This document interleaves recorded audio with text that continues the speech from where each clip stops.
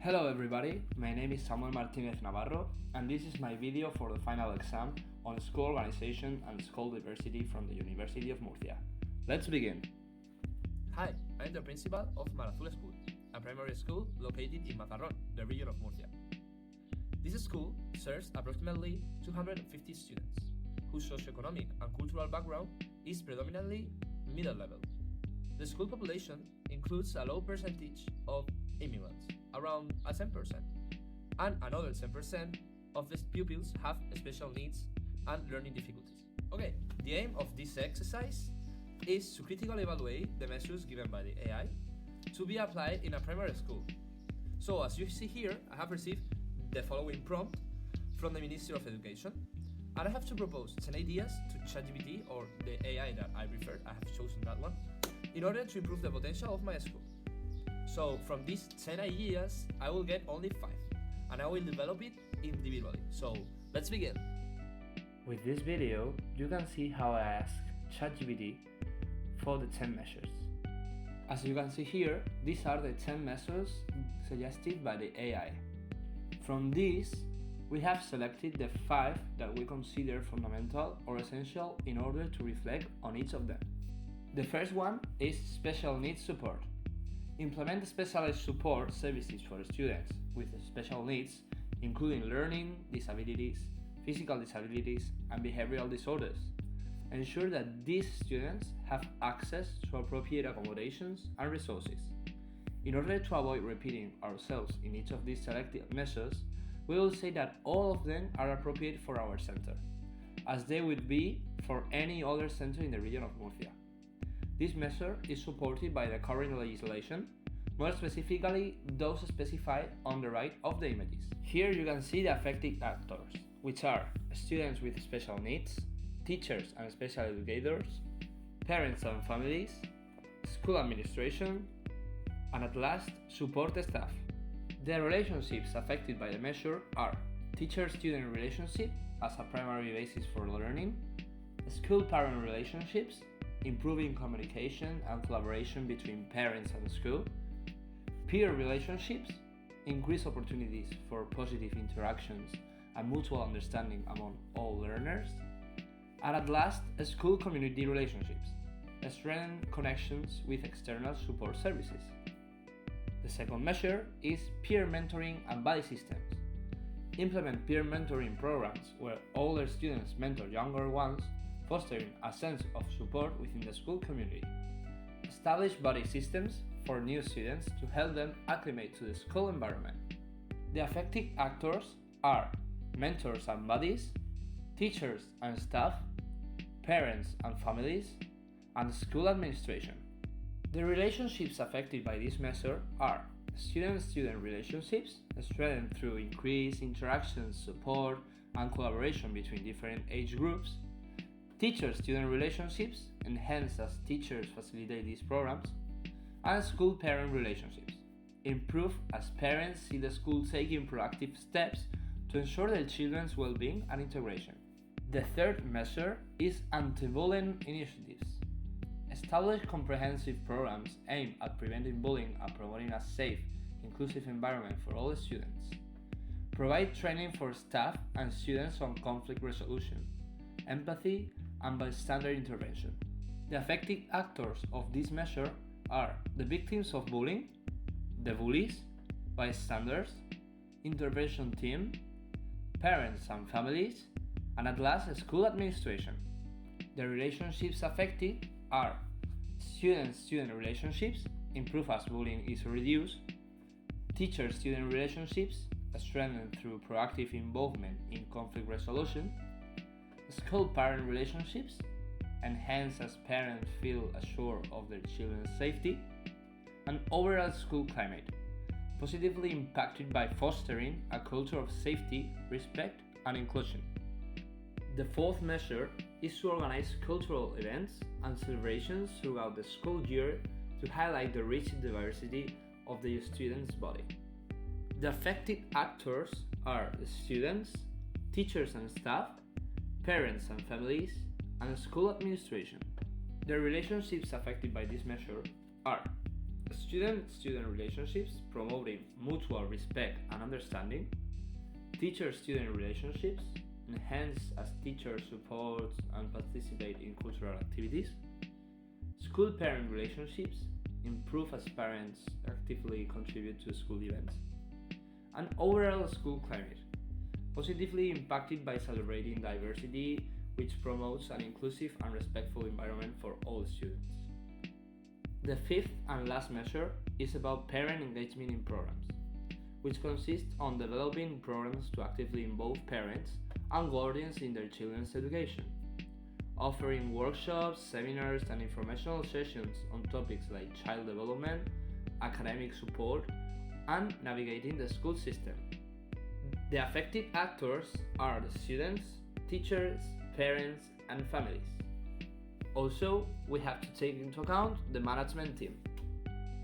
The relationships affected by the measure are relations between parents and pupils, strengthened through these programs that bring families closer to the school reality, parent-teacher relationships, improve and strengthen through these programs, and at last, school-parent relationships, improve and feedback through these activities.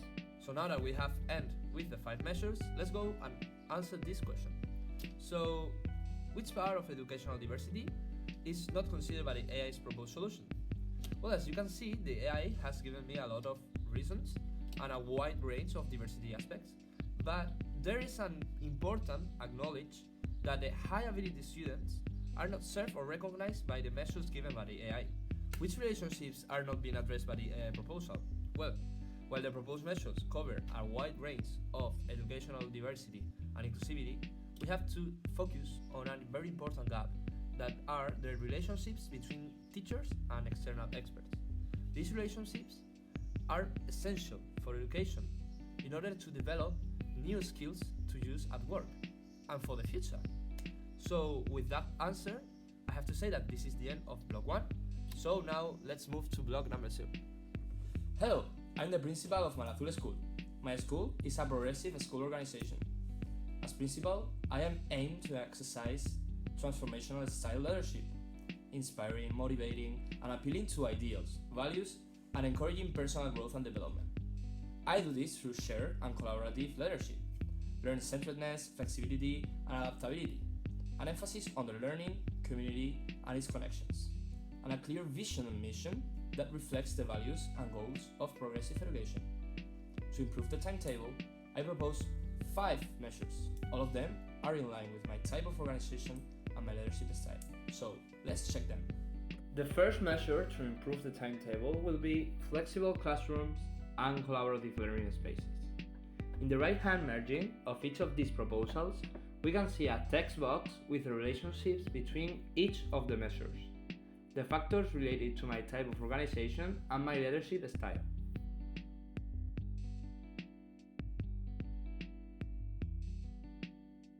So now, according to Luis Starkey 2012, schools are complex adaptive systems that constantly evolve in response to internal and external pressures, producing feedback loops within the system. Randomness and determinism endow the system with order and stability. So now, in the block 3, we are going to see that the conception of special education has undergone a series of changes in recent decades, evolving from a model based on segregation to the current approaches of integration and inclusion. So we are going to do a comparative analysis from the different educational laws since 1970, Ley General de Educación, or LGE, to the current one, that is LOMLOE. And we are going to see the evolution of attention to diversity and how we have progressively moved from a model to another, with an example of our favorite student, Lourdes. So let's see it. Ley General de Educación, 1970. For the first time, special education is organized and configured in Spain, with a segregated model and parallel to the ordinary model aimed at handicapped and maladjusted pupils. Lourdes, as you can see, a 3rd grade primary school pupil with dyslexia, was relegated to a special classroom with hardly any contact with pupils without special educational needs, or SEN. Ley de Integración Social de los Minusválidos, 1982. This law promoted the integration of students with SEN in mainstream schools by establishing measures to adapt the curriculum and educational resources to their needs. With this law, Lourdes could share the classroom with her classmates without SEN during some school periods. Ley Orgánica del Derecho a la Educación, 1985. The LODE guaranteed access to quality education for all students, promoting equal opportunities and non-discrimination. Ley Orgánica de Ordenación General del Sistema Educativo, 1990. The LOCSE introduced inclusive education by ensuring that pupils with SEN receive the necessary support within mainstream classrooms. Curricular adaptations and specific resources were promoted. Now Lourdes combines her specific support in and out of the classroom and has an individualized curriculum adaptation. Ley Orgánica de la Calidad de la Educación, 2002. With the LOCE, the need for specific support and curricular adaptations for students with SEN was reinforced.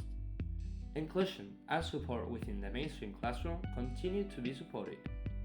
Our Lourdes has experienced few changes from the previous law to this one. Ley Orgánica de Educación, 2006.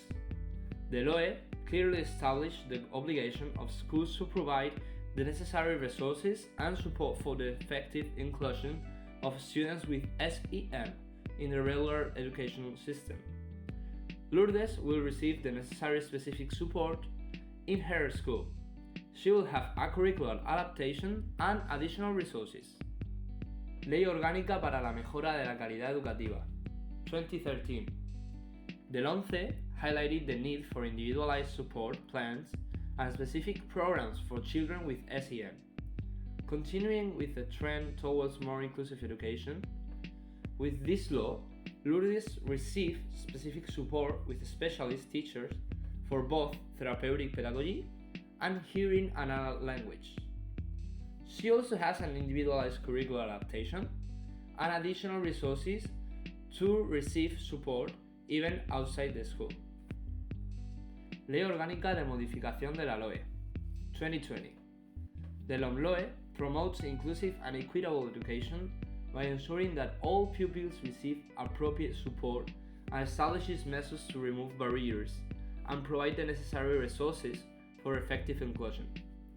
Under the current law, Lourdes has full inclusion in mainstream school, with an individualized support plan, access to assistive technology, and a focus on removing barriers to learning and participation. She also has a special education grant to attend a speech therapist. In summary, the evolution of legislation in Spain has been crucial in moving from segregation to an inclusive model, ensuring that pupils with special needs and specific educational support of whatever kind receive an equitable and quality education.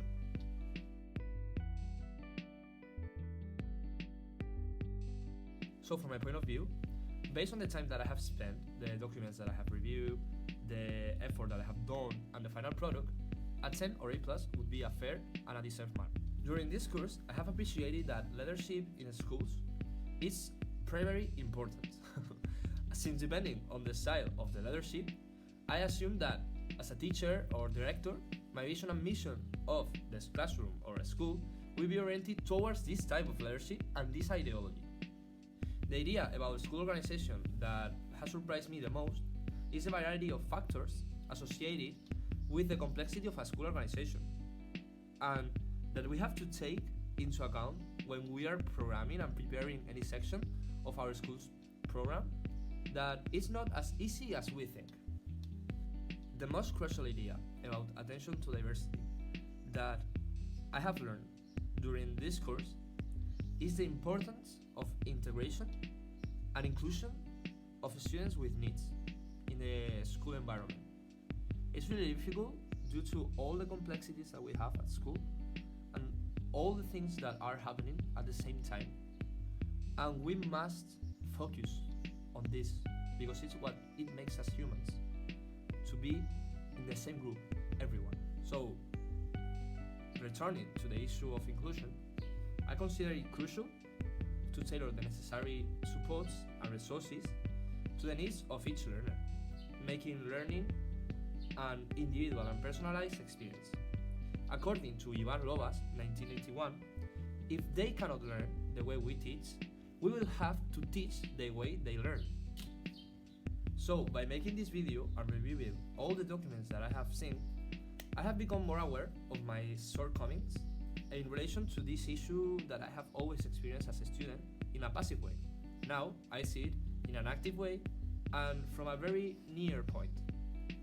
So, and this is the end of the video. Thank you so much. I hope you like it. And please leave a like if you did. And thanks for it. So, see you later, alligator.